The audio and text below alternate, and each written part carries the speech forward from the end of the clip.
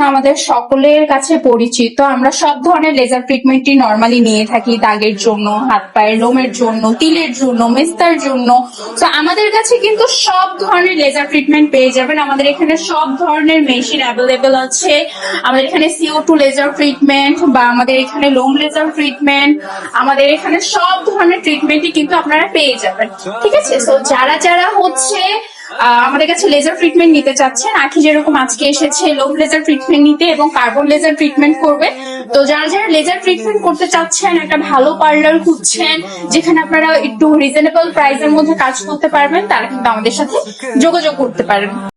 আখিকে যেভাবে হোক সুন্দর হতেই হবে, একটাই তার কথা, যেভাবে হোক সে তার গায়ের রং পরিবর্তন করবে। তাই তো গ্লুটাথায়ন ইনজেকশন নিচ্ছে, সাথে এখন লেজার ট্রিটমেন্টও দিচ্ছে। ভাই, মানুষের সুন্দর হওয়া এত বেশি দরকার, জীবনের থেকে বড় কিছুই নাই। আল্লাহ প্রত্যেককে তার মতো করে সুন্দর করে তৈরি করেছে, সেখানে কেন এত রূপচর্চার প্রয়োজন? কেন শরীরের উপর এত চাপ সৃষ্টি করে সুন্দর হতে হবে? প্রত্যেকটা মানুষই যে যার দিক থেকে তার নিজের মতো করে সুন্দর। আখির এসব আসলেই করা উচিত না, কারণ আখিকে আল্লাহ যে চেহারা দিয়েছে, যে গায়ের রং দিয়েছে, যে রূপ দিয়েছে, মাশাল্লাহ, তাতেই আখি অনেক বেশি সুন্দর। আল্লাহর উপরে পাল্লা দিয়ে কখনোই বান্দা পারে না, উল্টে বিপরীতে তার ক্ষতি হোক।